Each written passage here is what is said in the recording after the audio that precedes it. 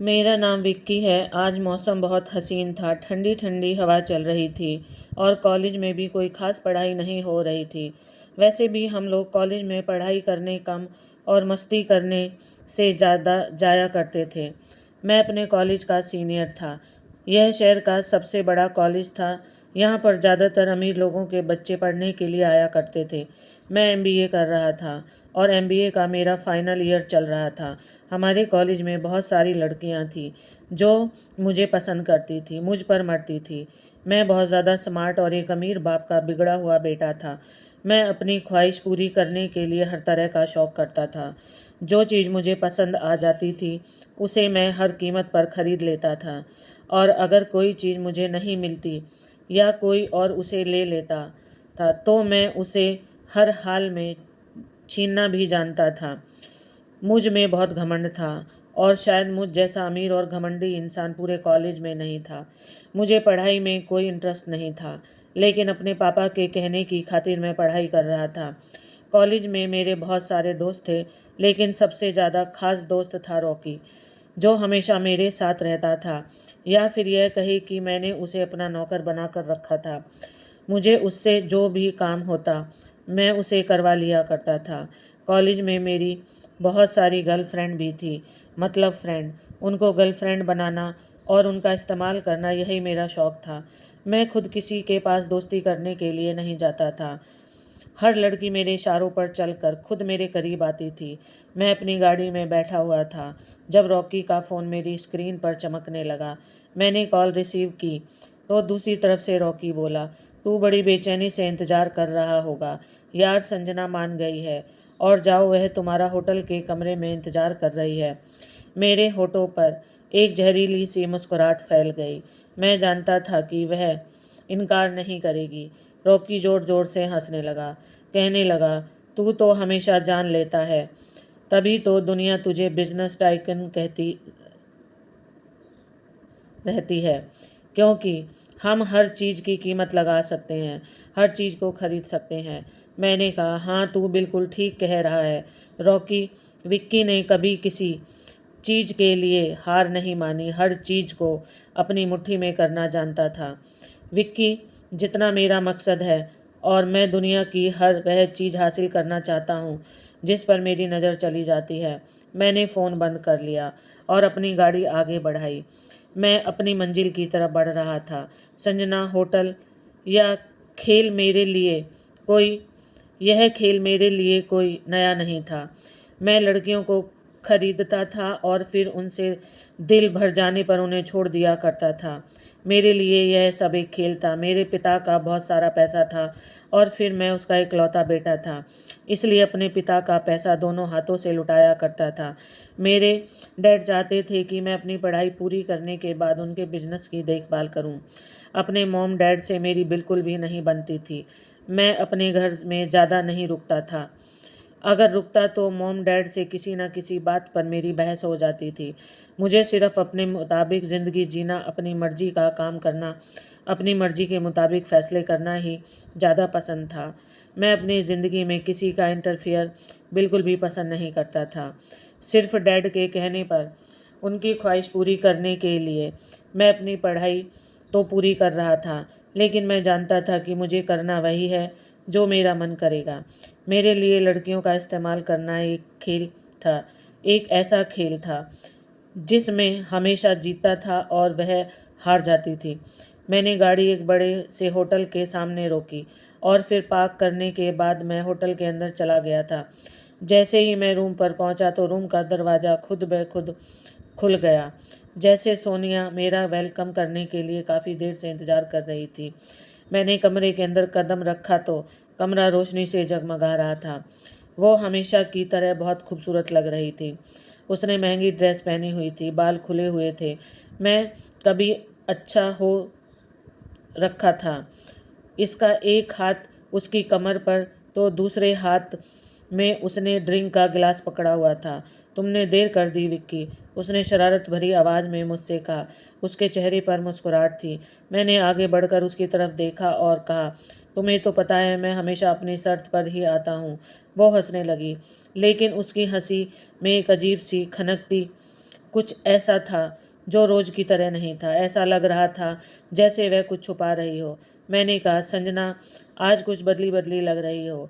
उसने नज़र चुराते हुए कहा, कभी कभी दिल चाहता है कि ज़िंदगी में कुछ स्पेशल किया जाए। मैंने अपनी जेब से सिगरेट निकाली तो झट से उसने मेरे आगे लाइटर किया और मेरी सिगरेट को जला दिया। मैंने उसकी कमर पर हाथ डाला और उसे अपनी तरफ खींच लिया और कहा कि यह कुछ भी स्पेशल सिर्फ मेरी मर्जी से ही होगा। मैं जो चाहूँ हमेशा वही होता है। लेकिन उस रात संजना के शब्द कुछ अलग थे। वह मेरे खिलाफ जाने की कोशिश कर रही थी। संजना भी मेरे करीब थी, लेकिन उसके अंदर एक अजीब सी बेचैनी थी। मैं हमेशा से औरतों की कमजोरी को समझता था और मैं जान चुका था कि कुछ ना कुछ तो गड़बड़ है। क्या बात है संजना, कुछ कहना चाहती हो? उसने एक सेकंड के लिए मुझे देखा और फिर धीरे से कहने लगी, विक्की, क्या तुम्हें कभी किसी से मोहब्बत हुई है? मैंने ज़ोर से हंसकर कहा, मोहब्बत? ये शब्द मेरे लिए कोई मतलब नहीं रखता संजना। मैं जिस चीज़ को चाहता हूँ उसे खरीद लेता हूँ। मेरे लिए मोहब्बत भी एक बिजनेस है, एक डील है। संजना ने गहरी सांस ली, जैसे वह पहले से जानती थी कि मैं यही कहूँगा। फिर धीरे से कहने लगी, कभी कभी जो खरीदा जा सकता है वही सबसे ज़्यादा कीमती होता है। मैं मुस्कुराया, अच्छा, अब जल्दी से कम पर काम पर लग जाओ। ज़्यादा बनने की एक्टिंग मत करो। जो तुम्हारी कीमत है वह तुम्हें मिल जाएगी। फिर यह बातें क्यों कर रही हो? उसने अपनी उंगली मेरे चेहरे पर फहराते हुए कहा, शायद यह आखिरी बार हो। उसके शब्द में मुझे सीरियसनेस लग रही थी, लेकिन मैंने सब कुछ इग्नोर किया। उसे अपनी बाहों में भरा और फिर वही सब कुछ जो हर बार होता था। अगली सुबह सब कुछ बदला हुआ था। जब मैं जागा तो कमरा खाली था, संजना जा चुकी थी। मैंने अपना मोबाइल चेक किया तो देखा कि उसमें मुझे एक टेक्स्ट सेंड किया था। उसमें लिखा था, विक्की, हर लड़की खरीदी नहीं जा सकती। कुछ लोग कीमत वसूल नहीं करते बल्कि कीमत चुका कर चले जाते हैं। शायद आज तक तुम्हारा सामना सिर्फ उन लड़कियों से हुआ है जो खुद को तुम्हारे आगे पेश कर देती हैं, लेकिन एक दिन तुम्हें एक ऐसी लड़की मिलेगी जो तुम्हारे पास होकर भी तुम्हारी नहीं होगी। तब तुम्हें एहसास होगा कि हारना किसे कहते हैं और जीतना किसे कहते हैं। उसकी बात सुनकर मुझे एक अजीब सी उलझन हुई थी। मैंने मोबाइल पीछे फेंका, होटल के बाथरूम में जाकर अच्छे से फ्रेश हुआ और उसके बाद अपने घर के लिए रवाना हो गया। डाइनिंग टेबल पर बैठा तो डैड की वही रोज़ रोज़ की चिक चिक, तुम आज भी कॉलेज नहीं गए? कहाँ से आ रहे हो? रात भर कहाँ थे? रात भर तुम्हें बहुत सारी कॉल की, तुमने फ़ोन रिसीव क्यों नहीं किया? और भी ऐसा ना जाने कितने सवाल जो मेरे दिमाग से घूम कर पार हो रहे थे, मगर मुझे उनकी बातों से कोई फ़र्क नहीं पड़ता था। मॉम कहने लगी, रहने दीजिए, इससे बात करने का कोई फ़ायदा नहीं है। यह हमेशा अपने मन की करता है। वह मेरे करीब आई और कहने लगी, बेबी, कॉलेज तो चले जाओ बेटा। मैंने कहा, मॉम, आज तो मुझे लेट हो गया है और आप जानती हो कि इतने टाइम तक मैं आप लोगों की चिक चिक सुन रहा हूँ। कॉलेज जाऊँगा तो प्रोफेसर की ढेर सारी बातें सुननी पड़ेंगी। डैड ने कहा, I am getting late Prachi, अपने बेटे को अच्छी तरह से समझा देना कि यह सुधर जाए। सारी रात घर से बाहर रहा है, पता नहीं कहाँ था। बस तुम्हारी वजह से मैसेज छोड़ देता हूँ। इसे समझा देना कि अगर रात भर घर से बाहर रहना है तो सुबह को कॉलेज भी जाना ज़रूरी है। मैंने अपनी आंखों को ऊपर की तरफ चढ़ना और मुस्कुराकर मॉम की तरफ देखने लगा। डैड जा चुके थे। मॉम कहने लगी, बेटा, तुम भी हद कर देते हो। अपने पापा को गुस्सा दिला दिया ना। मैं हंसता हुआ अपने कमरे में आ गया था और फिर गहरी नींद लेने लगा। फाइनली 2 दिन की छुट्टी करने के बाद मैं कॉलेज पहुंचा तो मैंने देखा कि संजना कॉलेज नहीं आ रही थी। वैसे भी जिस लड़की का मैं इस्तेमाल कर लिया करता था उसका ना तो मुझे इंतज़ार रहता था और ना मैं उसे नज़र उठाकर देखा करता था। लेकिन जब मेरी मुलाकात रॉकी से हुई तो उसने पूछा, संजना कॉलेज नहीं आ रही है, तुम्हें उसके बारे में कुछ पता है? मैंने कहा, मुझे कुछ नहीं पता। तुम तो जानते हो कि एक बार किसी पर लड़की का इस्तेमाल करने के बाद मैं उसकी कोई खबर नहीं रखता। उसने कहा, वह कॉलेज नहीं आ रही है? मैंने कहा, हाँ, उस दिन मेरे जागने से पहले ही होटल से निकल गई थी। वो कुछ देर तक खामोश रहा और फिर कहने लगा, विक्की, मुझे ऐसा लग रहा है जैसे तुम्हारे खेल का अंत होने वाला है। मैंने झुंझलाकर उसे कहा, दफ़ा हो जाओ मेरे सामने से। मेरे अंदर कुछ अजीब सा हो रहा था। यह पहला मौका था जब कोई लड़की मुझे इस तरह से छोड़ कर गई थी। कॉलेज की ही नहीं बल्कि आसपास की भी ऐसी बहुत सारी लड़कियां थीं जिनके साथ मैं वक्त गुजार चुका था। उसके बाद वह मुझे कई बार नज़र आई, लेकिन संजना मुझे फिर दोबारा देखने को नहीं मिली। रात का समय था और मैं अपने बेड पर लेटा हुआ था। मुझे बार बार संजना के कहे हुए शब्द याद आ रहे थे कि कुछ लोग खरीदने नहीं जा सकते, कुछ लोग कीमत वसूल नहीं करते बल्कि कीमत चुका कर चले जाते हैं। यह शब्द मेरे अंदर कभी कहीं चुभ रहे थे। मुझे गुलशन महसूस हो रही थी। मैंने कभी किसी लड़की की परवाह नहीं की थी, ना किसी के बारे में इतना सोचा था, तो आज ऐसा क्यों हो रहा था। मेरा मोबाइल बजने लगा। रॉकी के कॉल थी। उसने कहा, क्या हुआ, सब ठीक है? मैंने सर झटकाकर और कहा, हाँ सब ठीक है, बस कुछ अजीब सा लग रहा है। उसने एक लंबी हंसी हंसी और कहने लगा, पहली बार कोई तेरे हाथ से निकल गई, वरना तू हमेशा जीत जाता है। मुझे लगा शायद वह ठीक कह रहा था। मैंने कहा, छोड़ और कोई काम की बात करते हैं। उसने कहा, अब तुम्हारी किसी लड़की पर नज़र है? मैंने कहा, अभी तो कॉलेज में कोई ऐसी लड़की नहीं है जो मेरे दिल को भा सके, और इधर उधर की कोई लड़की नहीं मिल रही है। देखते हैं, कोई ना कोई मिल जाएगी। उसके बाद फिर मैं पूरे एक हफ्ते तक कॉलेज नहीं गया था। दोस्तों के साथ पार्टी करने में बिजी था। डैड को इस बार भी गुस्सा आया था, लेकिन मैंने डैड की हर बात को इतना सीरियस लेता ही नहीं था। एक दिन पहले जब मेरे पास रॉकी का कॉल आई तो उसने कहा, अच्छा सुन, कॉलेज में एक न्यू एडमिशन स्टार्ट हो गए हैं और इस बार एक ऐसी प्यारी सी लड़की आई है, बस जिस पर तो मेरा भी दिल गया है। तू कल कॉलेज आ, फिर मिलकर इस बारे में डिस्कस करेंगे। ये सुनकर मेरे चेहरे पर एक शैतानी मुस्कुराहट आ गई थी और मैं अगले ही दिन कॉलेज के लिए निकल गया था। वो किरण थी, बेहद खूबसूरत, मासूम, सिंपल और भोली भाली। उस जैसी लड़की सच में मैंने आज तक नहीं देखी थी। वो काफ़ी मासूम और शरीफ लग रही थी। उसकी सारी इन्फॉर्मेशन रॉकी मुझे दे चुका था। रॉकी का भी यही कहना था कि लड़की मासूम है। मैंने हाथ बांधते हुए कहा, देखेंगे कि कितनी देर तक मासूम बनी रहती है।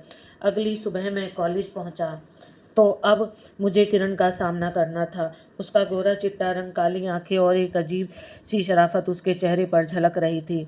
वह अपनी पढ़ाई में बिजी थी। मैं उसके क्लास में गया था और फिर जाकर उसके बराबर में बैठ गया। वह खामोशी से मेरी तरफ देखने लगी और कहने लगी, क्या बदतमीजी है? मैंने कहा, बदतमीजी नहीं, बस आपसे दोस्ती करने के लिए आया हूँ। मैं जानता हूँ कि आप कॉलेज में नहीं हो। वो फौरन ही मेरे बराबर में से खड़ी हो गई। तभी मेरे सारे दोस्त वहाँ आ गए थे, क्योंकि वह समझ गए थे कि मैंने इस लड़की को अपना टारगेट बना लिया है। वह वहाँ से जाने लगी। मैंने फौरन ही उसका हाथ पकड़ लिया। मेरी इस हरकत से उसे गुस्सा आया और उसने पलट कर मेरे मुंह पर थप्पड़ मार दिया। जब उसने मेरे साथ ऐसा किया तो वहाँ खड़े सारे स्टूडेंट उसे हैरानी से देख रहे थे। मुझे उसे पर सबसे ज़्यादा गुस्सा आया और मेरा मन कर रहा था कि अभी इस लड़की के मुंह पर पलट कर वार करूं, मगर मैं ऐसा नहीं कर सकता था। मैंने फैसला कर लिया था कि मैं इसे बहुत अच्छी तरह से तोड़ूंगा। थप्पड़ मारने के बाद उसने कहा, हाउ डेयर यू, तुमने मुझे छूने की हिम्मत कैसे की, बदतमीज़, मैं तुम्हारी शिकायत प्रिंसिपल से करूंगी। तभी मेरा दोस्त रॉकी उससे कुछ कहने वाला था। वो मेरी नज़रों से नज़र मिलाकर बोल रही थी, पहली बार मैंने देखा कि कोई लड़की मेरे चैलेंज पर पूरी उतरी है। उसके पास एक लड़की खड़ी हुई थी जो उसका बाजू पकड़कर बार बार उसे बोलने से रोक रही थी। बार बार उससे कह रही थी कि किरण चलो यहाँ से, तुम जानती नहीं हो यह कौन है। मगर वह तो मुझे इतनी गौर से देख रही थी कि अपनी पलक भी नहीं झपक रही थी। वो जमकर खड़ी हुई थी तो उसकी दोस्त ने उसका हाथ पकड़ा और उसे वहाँ से खचेड़ते हुए ले जाने लगी, लेकिन वह जाते हुए भी पलट कर मुझे देख रही थी। मेरे सारे ही दोस्त हैरान थे। उन्होंने कहा, इस 2 टके की लड़की की तुम्हारी सामने कोई औकात नहीं है विक्की, अभी और इसी समय इसे मजा चखाओ। वह लोग बोल रहे थे। मैंने हाथ का इशारा देकर उन्हें खामोश रहने को कहा। वो तो वहाँ से जा चुकी थी, लेकिन मैंने अपने दिल में ठान लिया था कि मैं अपने इस थप्पड़ का बदला उससे ज़रूर लेकर रहूँगा। मैंने अपने दोस्तों से कहा कि इसके थप्पड़ का बदला इसे ज़रूर मिलेगा। तुम लोग परेशान मत हो, वैसे भी मेरी पढ़ाई पूरी होने वाली थी और अब मेरा कॉलेज से वास्ता ख़त्म होने वाला था। मैंने फ़ौरन ही रॉकी से कहा कि इस लड़की की सबसे बड़ी कमज़ोरी क्या है, उसका पता लगाओ। मैं घर आ गया था, लेकिन अपने कमरे के अंदर आते ही मैंने सारे सामान की तोड़फोड़ करनी शुरू कर दी थी। मुझे उस लड़की पर इतना गुस्सा आ रहा था कि मैं बता नहीं सकता। रॉकी ने अगले ही दिन मुझे बताया कि इस लड़की की एक कमज़ोरी नहीं बल्कि बहुत सारी कमज़ोरियां हैं। ये लड़की बहुत गरीब है, इसकी माँ बीमार है और इसने अपनी माँ का जेवर बेचने के बाद इस कॉलेज में एडमिशन लिया है। घर किराए का है, यहाँ तक कि ऑटो रिक्शा से कॉलेज आती जाती है। कॉलेज से जाने के बाद बच्चों को ट्यूशन पढ़ाती है और सारी रात जाग कर लोगों के कपड़े सिलती है, तब जाकर उसके घर का गुजारा होता है। यह सब सुनकर मेरे होठों पर एक शैतानी मुस्कुराहट आ गई थी। अगले ही दिन मैं कॉलेज गया और वहां जाकर मैंने इस लड़की के सामने शरीफ बनने की एक्टिंग की और इससे माफ़ी मांगने लगा। मैंने कहा, आई एम सॉरी, मुझे माफ़ कर दीजिए। मैं जानता हूँ कि कल मैं आपके साथ जो कुछ भी किया था वह मेरी बदतमीज़ी थी, लेकिन मैं सच में शर्मिंदा हूँ और आपसे माफ़ी मांग रहा हूँ। वो कुछ नहीं बोली और नाक फुलाकर खड़ी रही। मैंने कहा, आप मुझे माफ़ नहीं करोगी। उसके साथ जो उसकी सहेली देखी हुई थी वह मुझे देखकर खड़ी हो गई। मैंने उसे कहा, अरे आपको मुझसे डरने की ज़रूरत नहीं है। पता नहीं क्यों कॉलेज में सारे स्टूडेंट मुझसे डरते हैं। अब से किसी को भी मुझसे डरने की ज़रूरत नहीं है। मैं यहाँ हर किसी से दोस्ती करना चाहता हूँ और कल भी आपको गलतफहमी हुई थी। मैडम, मैं आपसे दोस्ती करने के लिए ही आपके पास आया था। बस मुझसे यहाँ गलती हो गई कि मैंने आपका हाथ पकड़ लिया, लेकिन मुझे माफ़ कीजिएगा। मैंने हाथ जोड़कर कहा, आइंदा मैं आपको कभी टच भी नहीं करूँगा। उस लड़की ने नज़र झुकी और कहने लगी, अच्छा ठीक है, लेकिन मैं इतनी आसानी से हार मानने वाला नहीं था। मैंने उसके आगे अपना हाथ बढ़ाया और कहा, तुम मुझसे दोस्ती नहीं करोगी? उसने कहा, सॉरी, मैं दोस्ती नहीं करती। मैंने कहा, अच्छा ठीक है, तो इसका मतलब तुमने मुझे माफ़ नहीं किया। चलो कोई बात नहीं। यह कहकर मैं वापस आ गया, लेकिन अब मैं उसका पीछा करने लगा। मैं उसी जगह अपनी बाइक से गुजरने लगता जहाँ पर वह खड़ी हुई ऑटो कर रही होती थी। वो उस दिन भी कॉलेज जाने के लिए ऑटो कर रही थी। अपनी गाड़ी लेकर उसके करीब गया। मैंने कहा, अपनी आँखों से अपना काला चश्मा हटाया और कहा, अरे किरण, तुम यहाँ क्यों खड़ी हो? उसने मुझसे नज़रें चुराई और कहने लगी, ऑटो का इंतज़ार कर रही हूँ। मैंने कहा, अरे तुम मेरे साथ मेरी बाइक पर बैठ जाओ ना, मैं तुम्हें कॉलेज तक छोड़ देता हूँ। मैं भी तो कॉलेज ही जा रहा हूँ ना, मुझे कॉलेज से कुछ ज़रूरी काम है। उसने कहा, नहीं नहीं, मैं ऑटो से चली जाऊंगी। मैंने कहा, तुम मुझ पर भरोसा कर सकती हो यार। मगर उसने नज़र चुरा ली और कहने लगी, मुझे ज़रूरत नहीं है। एक ऑटो वाला करीब से गुजरा तो उसने ज़ोरदार आवाज़ लगाई और उसमें बैठकर चली गई। लेकिन यह सब देखकर मेरा खून खौल उठा था। ये लड़की सच में बड़ी टेढ़ी चीज़ थी, इतनी आसानी से मेरे काबू में आने वाली नहीं थी। मगर मैंने भी सोच लिया था कि इसको पटाने के लिए मुझे एड़ी चोटी का जोर लगाना पड़ेगा। ये लड़की बाकी सब लड़कियों से बहुत अलग थी। मैंने अब तक जितनी भी लड़कियां को देखा था, वह मेरी स्मार्टनेस और अमीरी पर इतनी ज़्यादा फिदा हो जाती थी कि मुझसे बात करने के लिए तरसती थी। लेकिन इस लड़की से मैं खुद बात कर रहा था, फिर भी यह इतना एटीट्यूड दिखा रही थी। मुझे सिर्फ उस दिन का इंतज़ार था जब मैं इसकी अकड़ मिट्टी में मिलाने वाला था। वो मेरी गाड़ी पर नहीं बैठी। इस प्लान में मैं नाकामयाब हो गया। फिर मुझे अगले पहलू की तरफ बढ़ना था। दूसरा पहलू यह था कि उसकी माँ बीमार थी और उसकी माँ का इलाज जिस डॉक्टर के पास से चल रहा था, आज वो अपनी माँ के साथ वहाँ आने वाली थी। वहाँ पर मैं पहले से ही मौजूद था और अस्पताल में पहुँचने के बाद मैंने उसकी तरफ देखा। वह अपनी माँ की तरफ से बहुत परेशान थी। शायद उसकी माँ को कोई बड़ी बीमारी थी। मैंने देखा कि वह काउंटर पर पेमेंट कर रही थी, लेकिन उसके पास पैसे नहीं थे। उसने अपनी माँ का चेकअप करवा लिया। दवाइयाँ बहुत ज़्यादा महंगी थी। डॉक्टर ने उसकी माँ को 1 महीने की दवाई लिखी थी, लेकिन पैसों की कमी की वजह से उसने सिर्फ 10 दिन की ही दवाई ली थी। यह सब कुछ मैं उसके बराबर में खड़ा हुआ देख रहा था, लेकिन जैसे ही उसकी नज़र मुझ पर गई, मैंने कहा, किरण, तुम मुझे कुछ परेशान नज़र आ रही हो। क्या बात है? वह घबरा गई। उसने फ़ौरन अपनी नज़र नीची कर ली और कहने लगी, कोई बात नहीं है। मैंने कहा, मुझे बताओ क्या बात है और तुम यहाँ क्यों आई हो? किसकी तबीयत खराब है? उसने कहा कि मैं अपनी मम्मी को यहाँ लेकर आई हूँ। यह कहकर वह आगे की तरफ बढ़ने लगी। मैंने कहा कि तुम्हें पैसों की ज़रूरत है? उसने कहा, नहीं, ऐसी कोई बात नहीं है, मुझे पैसों की ज़रूरत नहीं है। उसके सामने आ गया और कहने लगा, किरण, अब मुझे माफ़ भी कर दो यार, तुम तो मुझसे ठीक से बात ही नहीं कर रही। देखो, हमें दूसरे को जानते हैं। मैंने तुम्हारा हाथ पकड़ा तो तुमने मुझे थप्पड़ मार दिया, हिसाब बराबर हो गया। अब आखिर किस बात की नाराज़गी? मैं तुमसे दोस्ती करना चाहता हूँ। उसने कहा, नाराज़गी उन लोगों से की जाती है जिनसे आपका कोई झगड़ा हुआ हो या फिर कोई मनमुटाव हो ना। तो मेरा आपके साथ झगड़ा हुआ है ना मनमुटाव हुआ है। रही उस दिन की बात, तो मैं आपको माफ़ कर चुकी हूँ और मैं लड़कों से दोस्ती नहीं करती। लड़कों से क्या, बल्कि किसी से भी दोस्ती निभाने का मेरे पास समय नहीं है। यह कहकर वह आगे बढ़ने लगी। मैंने कहा, अच्छा सुनो, मैंने देखा है कि डॉक्टर ने तुम्हारी मम्मी के लिए 1 महीने की दवाई लिख दी है, मगर तुमने पैसों की कमी की वजह से सिर्फ 10 दिन की दवाई ली है। मैं अभी पेमेंट कर देता हूँ। उसने मेरा हाथ रोक लिया और कहा, नहीं, मुझे आपकी मदद की ज़रूरत नहीं है। बाकी की दिनों की दवाई मैं खुद आकर ले जाऊंगी। यह कहकर वह फिर से आगे बढ़ गई। आपकी बार मुझे उस पर बेहद गुस्सा आ रहा था। मैं इस लड़की से हर तरह से बात करने की कोशिश कर रहा था, लेकिन यह थी कि मुझसे बात ही नहीं कर रही थी। इस लड़की का कुछ ना कुछ तो करना था। मेरी एक दोस्त थी, नीलम। मैंने नीलम को फ़ोन किया और उससे हेल्प मांगी। मेरी दोस्त मेरा काम करने के लिए तैयार हो गई थी। मैंने उसे कुछ ऐसा काम बताया था जिससे के होते ही मैं अपने प्लान में कामयाब हो सकता था, और वह यह था कि मैंने नीलम से कहा कि वो कॉलेज में रहकर किरण पर नज़र रखे और जितना हो सके किरण के करीब जाने की कोशिश करे और उससे दोस्ती करे। नीलम मेरा कहना मान गई थी। हालांकि नीलम और की सेम कोर्स कर रही थी।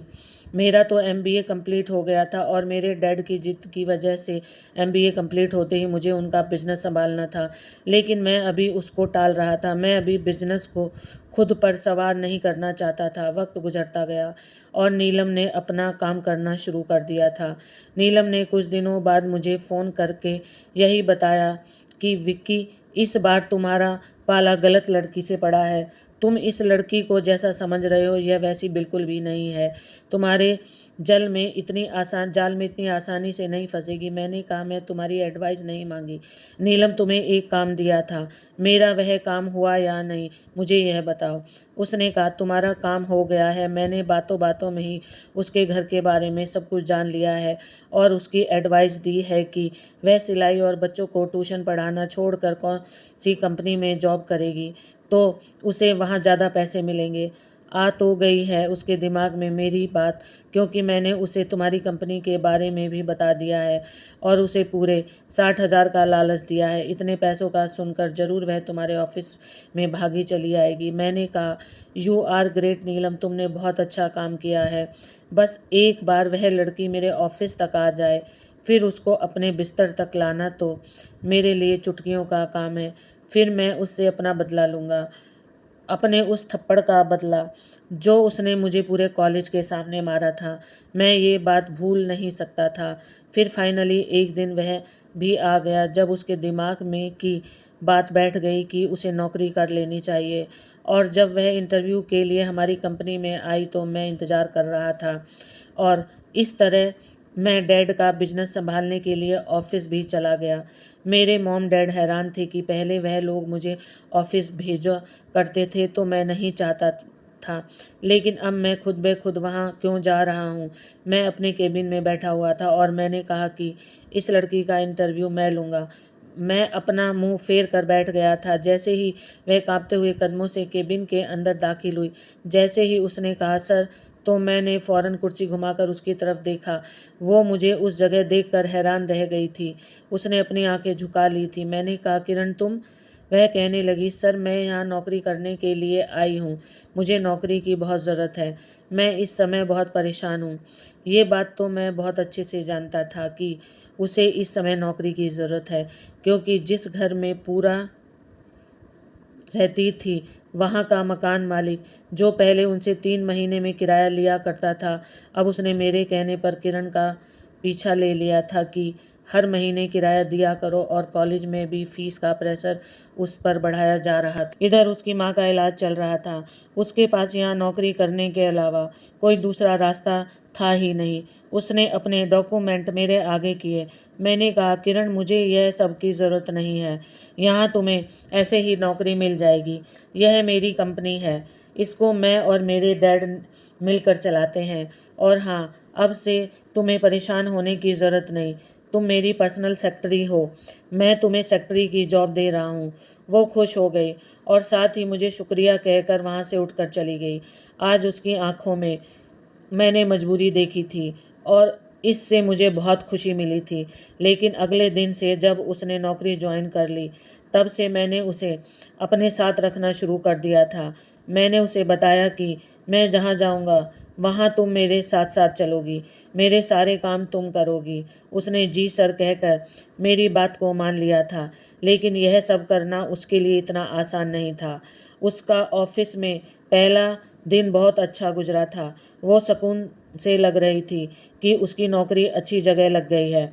अब उसकी पढ़ाई भी अच्छी चलेगी और किराए के घर से भी उसे नहीं निकाला जाएगा, क्योंकि मैंने उसे एडवांस सैलरी का चेक दे दिया था। मेरे पास उसका नंबर आ गया था।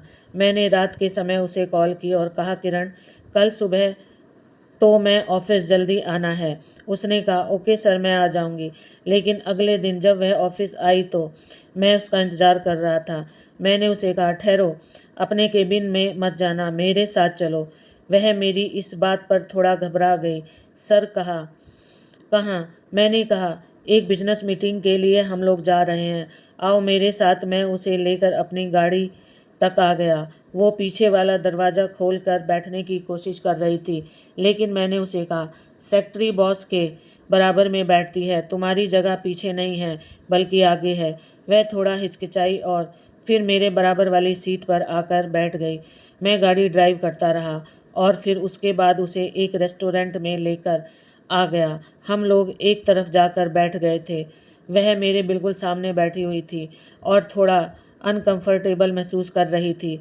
उसके हाथ टेबल पर रखे हुए थे और वह इधर उधर देख रही थी, लेकिन मैंने उसके हाथ पर अपना हाथ रखकर तसल्ली दी और कहा कि तुम्हें घबराने की ज़रूरत नहीं है। मेरे हाथ लगाते ही वह तो उछल गई और उसने कहा, सर यह आप क्या कर रहे हैं? मैंने कहा, ओह कम ऑन किरण, मैंने तुमसे पहले ही कहा था कि यह बिजनेस मीटिंग है। तुम्हारी इज्जत मेरी नज़रों में हमेशा बरकरार रहेगी। उसके चेहरे पर अजीब से एक्सप्रेशन थे, जैसे वह मेरे बदलते हुए बिहेवियर को समझने की कोशिश कर रही हो। लेकिन मुझे पता था कि मैं यह खेल जीतने वाला हूँ। मैंने हमेशा अपने शिकार को बेखबरी में काबू किया था और किरण भी अब जल्द ही मेरी होने वाली थी। मैं किरण को झुकाने की कोशिश कर रहा था। मुझे अब पक्का यकीन हो गया था कि यह लड़की इतनी भी आसान नहीं है जितनी मैंने समझा था। वह हमेशा मुझसे सावधान रहती थी, ज़रूर से ज़्यादा सीधी और हद से ज़्यादा चालाक।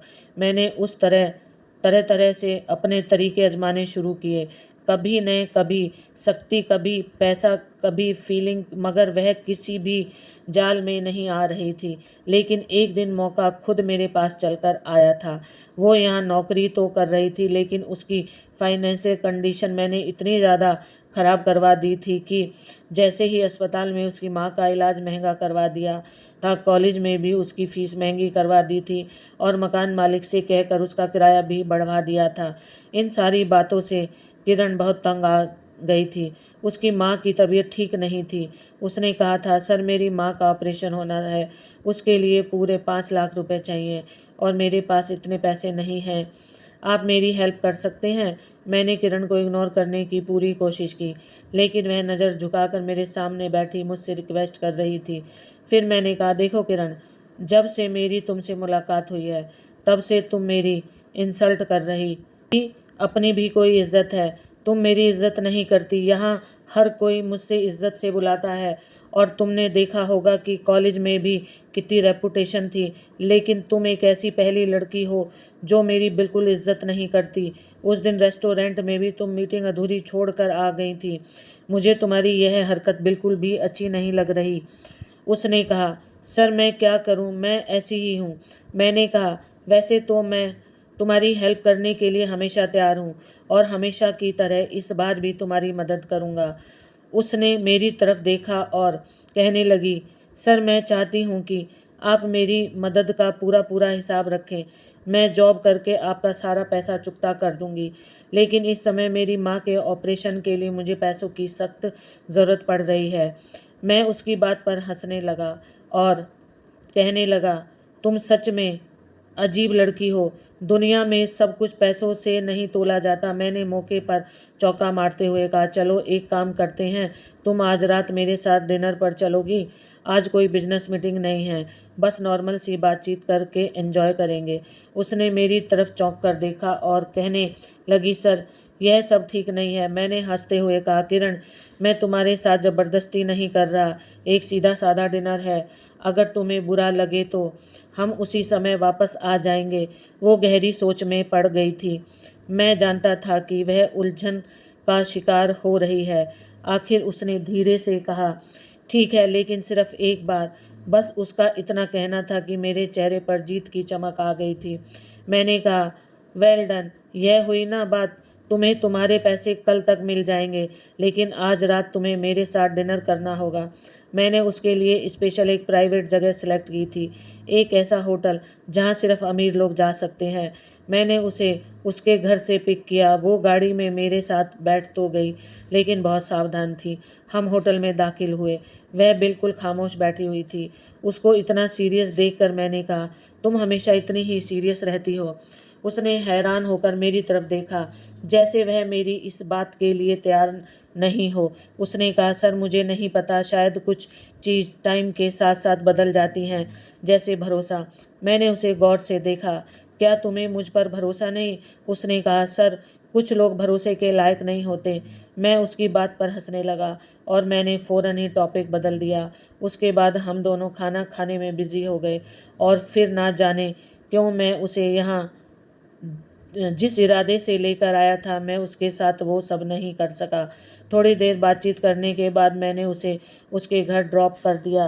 वह गाड़ी से उतरी तो मैंने उससे कहा, किरण तुमसे एक बात कहूँ? उसने मेरी तरफ देखा। मैंने कहा, कभी कभी खुद पर काबू रखना अच्छा होता है, लेकिन मगर हमेशा नहीं। अगर इंसान खुद को बहुत ज़्यादा रोक कर रखे तो वह जीना भूल जाता है। उसने कोई जवाब नहीं दिया और फिर वह अपने घर के अंदर चली गई। मुझे पता था कि वह धीरे धीरे उसके दिल में जगह बना रहा है। वक्त के साथ साथ मैंने महसूस किया कि किरण के चेहरे की एक्सप्रेशन में बदलाव आ रहा है। वो अब भी सावधान थी, लेकिन उसकी आंखों में वो शक्ति नहीं थी जो पहले हुआ करती थी। यह मेरा पहला कदम था, उसे अपनी दुनिया में घसीटने का पहला कदम। एक चीज़ अभी भी मुझे बेचैन कर रही थी, वह पूरी तरह से मेरे काबू में नहीं आई। वो मुझसे दूर दूर थी और अभी मुझे वह अहमियत नहीं दे रही थी जो मुझे बाकी लड़कियां दिया करती थी। उस दिन मेरे ऑफिस में मुझसे मिलने के लिए रॉकी आया। मैंने उसे बताया कि यार यह किरण बड़ी ज़िद्दी लड़की है। रॉकी हंसने लगा और कहने लगा, तू कब से ज़िद के आगे झुकने लगा? मैंने कहा, झुक नहीं रहा, मैं सोच रहा हूँ कि इसे तोड़ूं कैसे और अपने थप्पड़ का बदला कैसे लूं। लड़कियां तो मोहब्बत से टूटती हैं या फिर डर से। रॉकी ने कहा, अगर वह तुमसे मोहब्बत नहीं कर रही तो उसके दिल में डर पैदा कर दो। मैंने कहा, डर?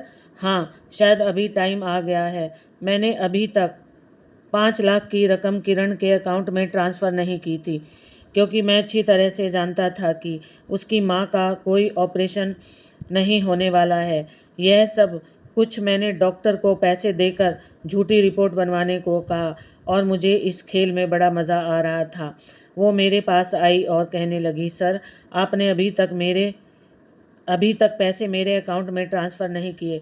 डॉक्टर कहते हैं कि माँ का ऑपरेशन जल्द से जल्द होना है। सर प्लीज़ मेरी मदद कीजिए। आपके कहने के मुताबिक कल मैं आपके साथ डिनर पर चली गई थी। मैंने अपना जोरदार हाथ टेबल पर मारा। सारा सामान टेबल से उछल गया और इस सब से किरण डर गई। उसकी आंखों में बेबसी छलक रही थी। मैंने कहा, तुम मुझे अभी तक शक की नज़रों से देख रही हो और मैं तुम्हारी मदद करूं, तुमने यह कैसे सोच लिया? उसकी आंखों में एक ऐसी बेबसी थी। मैंने नोटिस किया था कि हर लड़की मेरे आगे झुक जाती थी, लेकिन किरण की नज़रों में एक अजीब सी हिम्मत थी। उसने कहा, सर मैंने नहीं सोचा था कि आप ऐसा कहेंगे। मैंने कहा, देखो यह इज्जत भी पैसे से खरीदी जाती है। उसने मेरी बात का जवाब दिया, नहीं सर, सब कुछ इज्जत से नहीं खरीदा जाता। वो रोते हुए मेरे केबिन से निकल गई थी। बस अब मैंने सोच लिया था कि अब फाइनली वह वक्त आ गया है जब मुझे उससे अपना बदला लेना है। मैंने उसे अपने ऑफिस से निकालने का फैसला कर लिया था और उसके मकान मालिक को भी फ़ोन करके कह दिया था कि इन लोगों से घर खाली करवा लिया जाए और कहा जाए कि बहुत समय हो गया है, हम तुम्हें यहीं नहीं रखना चाहते या कोई और रहने के लिए आ रहा है। मैं अपने पैसे की ताकत दिखाकर हर तरह से किरण को गिराने की कोशिश कर रहा था। उसे यह नहीं पता था कि यह सब कुछ मैं करवा रहा हूँ। उधर अस्पताल में भी डॉक्टर ने कह दिया था कि अगर तुम्हारी माँ का टाइम पर ऑपरेशन नहीं हुआ तो उसकी जान जा सकती है। हालांकि उसकी माँ को कोई इतनी बड़ी बीमारी नहीं थी। पैसा सच को झूठ और झूठ को सच बड़ी आसानी में साबित कर सकता है। वो मेरी सोच के मुताबिक रोती हुई मेरे ऑफिस में आई और हाथ जोड़कर कहने लगी, सर प्लीज़ मेरी मम्मी को अस्पताल से निकाल दिया गया है। डॉक्टर कहते हैं कि पैसे नहीं दिए गए तो मेरी माँ की जान जा सकती है और बिना पैसों के वे लोग मेरी माँ को एडमिट भी नहीं कर रहे। प्लीज़ सर मेरी मदद कीजिए। काफ़ी टाइम से कॉलेज में भी मेरी फ़ीस जमा नहीं हुई। आपने भी मुझे नौकरी से निकाल दिया है और मेरी कोई मदद करने के लिए तैयार नहीं है। सारे रास्ते बंद होने के बाद मैं आपके पास हूँ। मकान मालिक ने भी हमें घर खाली करने को कह दिया। सारी परेशानियाँ मुझ पर एकदम टूट पड़ी। आप अगर मेरी मदद नहीं करोगे तो मैं कहाँ जाऊँगी? प्लीज़ सर मेरी मदद कीजिए। मेरे चेहरे पर मुस्कुराहट आ गई थी। मैं धीरे धीरे चलते हुए उसके करीब गया।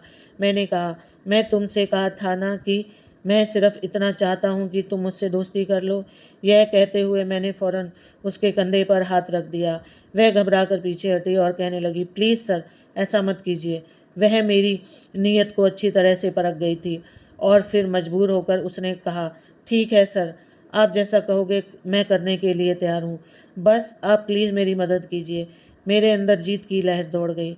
मैंने मुस्कुराते हुए कहा, तो ठीक है, तुम्हारा घर भी तो मैं मिल जाएगा, कॉलेज की फ़ीस भी जमा हो जाएगी और तुम्हारी माँ का भी इलाज शुरू हो जाएगा। बस आज रात तुम मेरे साथ चलो एक डिनर के लिए। बस एक रात और फिर तुम्हारी ज़िंदगी बदल जाएगी। मेरी बातों पर उसके होठों का आपके आपकी आंखों में से लगातार आंसू निकल रहे थे। वो कुछ कहने ही वाली थी कि मैंने कहा, किरण या तो तुम यह मौका लो या फिर सड़क पर आ जाओ। पहले तो वह काफ़ी देर तक रोती रही, फिर कहने लगी, ठीक है सर, जैसा आप कहोगे मैं वैसा ही करूँगी। मैंने कहा, तुमने बहुत अच्छा फ़ैसला किया। उसी रात मैंने उसके लिए एक ऐसे होटल का बंदोबस्त किया जो पूरी तरह से अकेला था। वो रात होते ही सिंपल कपड़ों में वहाँ आ गई थी, मगर उसकी आंखों में एक अजीब सी शिकस्त थी। मुझे ऐसा लग रहा था मैं जीत के बहुत करीब हूँ, क्योंकि आज रात मैं उसका फ़ायदा उठाने वाला था और उसकी इज्जत खराब करके अपना थप्पड़ का उससे बदला लेना चाहता था। मैंने ड्रिंक का गिलास घुमाया और मुस्कुरा कर कहा, यह लो। उसने कहा, नहीं सर मैं ड्रिंक नहीं करती। मैंने उसके करीब जाकर कहा, अच्छा तो फिर क्या करती हो? उसने कहा कि मेरी मजबूरियां मुझे यहाँ तक खींच कर लेकर आई हैं, वरना मैं ऐसी लड़की नहीं हूँ जैसा आपने मुझे सोचा है।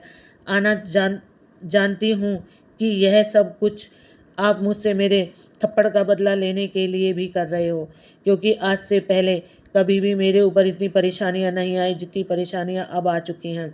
मैंने हंसकर कहा, जितना समझदार मैं तुम्हें समझा है, तुम तो उससे भी कई गुना ज़्यादा समझदार हो।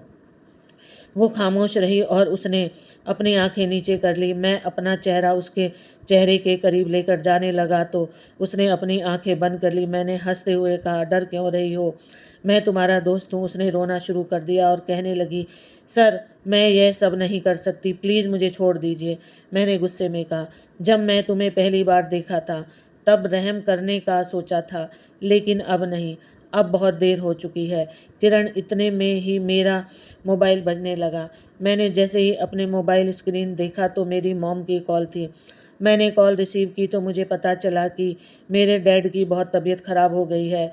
मैं घबरा गया। किरण मेरी तरफ देख रही थी। उसकी आंखों में वही डर था, वही बेबसी थी। उसने देखकर पहली बार मुझे ऐसा लगा जैसे मैं सच में हार रहा हूँ। मेरे हाथ में मोबाइल था। दूसरी तरफ मेरे डैड की तबीयत बहुत सीरियस थी, लेकिन वह अभी भी अपनी जगह पर खड़ी हुई थी, रो रही थी, मगर टूटी नहीं थी, बिखरी नहीं थी। यह क्या था? मुझे लगता था कि आज रात के बाद यह खेल ख़त्म हो जाएगा, मैं जीत जाऊंगा और किरण बाकी लड़कियों की तरह मेरे हाथ तो इस्तेमाल हो चुकी होगी। मगर अब सब कुछ बदल गया था। उसने मेरे आगे हाथ जोड़कर कहा, सर आपको जो करना है आप कर सकते हैं, लेकिन प्लीज़ मेरी मुश्किल ख़त्म कर दीजिए। दोबारा से मेरा मोबाइल बजने लगा। अब की बार मैंने कॉल रिसीव की तो, मम्मी कहाँ बेटा, जल्दी अस्पताल पहुँच, तुम्हारे डैड की कंडीशन बहुत सीरियस है। मैंने फ़ौरन ही उसे होटल में ही छोड़कर अस्पताल के लिए रवाना हो गया था। वहाँ जाकर पता चला कि मेरे डैड को हार्ट अटैक आया है। सही टाइम पर ट्रीटमेंट मिलने के बाद उनकी कंडीशन कुछ बेहतर हो गई थी। सारी रात मैं मॉम के साथ अस्पताल में रहा और सारी रात मुझे एक अजीब सी बेचैनी रही किरण को लेकर। लेकिन इस सब में मैं किरण को पैसे देना अब भी भूल गया था। अगली सुबह मेरे पास रॉकी का फ़ोन आया। उसने कहा, यार तू कहाँ है? कब से तेरा फ़ोन ट्राई कर रहा हूँ, जल्दी कर, सिविल अस्पताल पहुँच, वहाँ पर किरण एडमिट है। उसका कल रात एक्सीडेंट हो गया। जब वह तेरे पास से मिलकर आ रही थी तब शायद उसे अपना भी होश नहीं था। एक गाड़ी वाला उसे कुचल कर चला गया। ये खबर सुनते ही मेरे पैरों तले से ज़मीन निकल गई थी और मैं उसी समय अस्पताल से निकलकर सिविल अस्पताल के लिए निकल गया था। मैं तेज़ रफ्तार से गाड़ी ड्राइव कर रहा था और मेरे दिमाग में यही ख्याल था कि कहीं किरण को कुछ ना हो गया हो। मगर यह बेचैनी मुझे क्यों हो रही थी? ऐसा कभी मैंने किसी लड़की के लिए महसूस नहीं किया था। यह सब कुछ मुझे किरण के लिए महसूस क्यों हो रहा था? मैं उसके लिए इतना फ़िक्रमंद क्यों हो रहा था? मेरी कुछ समझ में नहीं आ रहा था। बस इस समय मुझे जल्दी थी कि मैं जल्द से जल्द किरण के पास पहुंच जाऊं, उसे देख लूं, उसकी कंडीशन कैसी है, उसका एक्सीडेंट क्यों हुआ। मेरी कुछ समझ नहीं आ रहा था। मैं फ़ौरन ही जल्दबाजी करते हुए सिविल अस्पताल पहुंचा। वहां जाकर मुझे पता चला कि किरण को अभी तक होश नहीं आया। उसकी माँ वहां बैठी हुई फूट फूट कर रो रही थी। उसके रोते हुए उनको रोता हुआ देखकर मेरा भी मन भर आया। किरण का एक्सीडेंट हुआ था तो तकलीफ़ मुझे क्यों हो रही थी? रॉकी मेरे साथ था, वह देख रहा था कि मेरे अंदर बदलाव आ रहे हैं। मैंने अपना हाथ दीवार पर जोर से देकर मारा, क्योंकि किरण की माँ रोते हुए कह रही थी, मेरी बेटी बहुत परेशान थी और कल बहुत रोते हुए घर से निकली थी। कह रही थी कि माँ सब कुछ ठीक हो जाएगा, मैं पैसों का बंदोबस्त कर लूँगी। मगर मुझे नहीं पता था कि मेरी बेटी ऐसी हालत में घर लौटेगी। मुझे अपने आप से नफ़रत हो रही है। रॉकी ने मुझे संभाला और कहने लगा, विक्की तुझे क्या हो गया है? यह तू क्या कर रहा है? मैंने उसे बताया, यार किरण को इस हालत में पहुंचाने वाला इंसान मैं हूँ। अगर उसे कुछ हो गया तो मैं खुद को माफ़ नहीं कर पाऊंगा। डॉक्टर कह रहे थे किरण की कंडीशन ठीक नहीं है। उसे मुझसे उम्मीद ठीक है, मैं उसे पैसे दूंगा, लेकिन मैं जल्दबाजी में वहाँ से निकल आया और मैंने उसे पैसे नहीं दिए। उसे लगा कि मैं उसे अभी भी पैसे नहीं दूंगा। वह टेंशन में आ गई और उसका एक्सीडेंट हो गया। यह सब कुछ मेरी वजह से हुआ। मैं अपने आप पर बहुत शर्मिंदा महसूस कर रहा था। रॉकी कहने लगा, आज मैंने देखा है कि मेरे सामने मेरा दोस्त नहीं, आज एक ऐसा इंसान मेरी आंखों के सामने खड़ा है जो किरण से मोहब्बत करता है। विक्की, इसे मोहब्बत कहते हैं। मैंने रॉकी से कहा, नहीं, मैं इस लड़की से मोहब्बत नहीं कर सकता, मुझे सिर्फ इसकी फ़िक्र हो रही है। रॉकी ने मेरे कंधे पर हाथ रखा और कहने लगा, मेरे दोस्त, इसे ही तो मोहब्बत कहते हैं। जब आपका चाहने वाला तकलीफ़ में हो और आपके बराबर में तकलीफ़ हो रही हो तो समझ जाना चाहिए कि मोहब्बत जोश मार रही है। मैंने उसकी तरफ गौर से देखा। आज पहली बार मेरी आंखों में आंसू, और मैं आसमान की तरफ देखकर किरण के लिए प्रार्थना कर रहा था कि वो ठीक हो जाए। किरण के सर में गहरी चोट आई थी, वह बेहोश थी, और डॉक्टर का कहना था कि इनका होश में आना बहुत ज़रूरी है। अगर यह होश में ना आ सकी तो उसकी जान भी जा सकती है, और यह सारी ज़िंदगी के लिए कोमा में जा सकती है। यह खबर सुनकर मैं कांप उठा। शायद मैंने किरण को बहुत तकलीफ़ दे दी थी। वह इस तकलीफ़ से हार गई थी। मैं रो रहा था। मैंने किरण के आज का सारा खर्चा खुद उठाया। मेरी माँ मुझे फ़ोन कर रही थी तो उसे पता चला कि डैड की तबीयत ठीक है, लेकिन मैं ठीक नहीं था। मेरी किरण ठीक नहीं थी। मुझे कुछ भी अच्छा नहीं लग रहा था। यह 24 घंटे खतरे से खाली नहीं थे। किरण ज़िंदगी और मौत के बीच झूल रही थी, और उसकी ऐसी हालत में पहुंचाने वाला इंसान मैं था। मैं अपने किए की ऊपर सजा ऊपर वाले के आगे हाथ जोड़कर कर रहा था, लेकिन ऊपर वाले ने मेरी प्रार्थना सुन ली और किरण को होश आ गया। मुझे इस बात की बहुत खुशी हुई। उसने आने के बाद सबसे पहले उसकी माँ उससे मिलने के लिए गई। मैं भी उससे मिलने के लिए बहुत बेचैन हो रहा था। मैं एक नज़र उसे देखना चाहता था। मैं जैसे ही उसके कमरे में गया, उसने मुझे देखा तो उसने अपनी आंखें बंद कर ली। हर बार वह मेरे सामने हाथ जोड़कर खड़ी होती थी, लेकिन इस बार मैंने उसके आगे हाथ जोड़ लिए और कहा, किरण, मुझे माफ़ कर दो। मैंने तुम्हारे साथ बहुत गलत किया।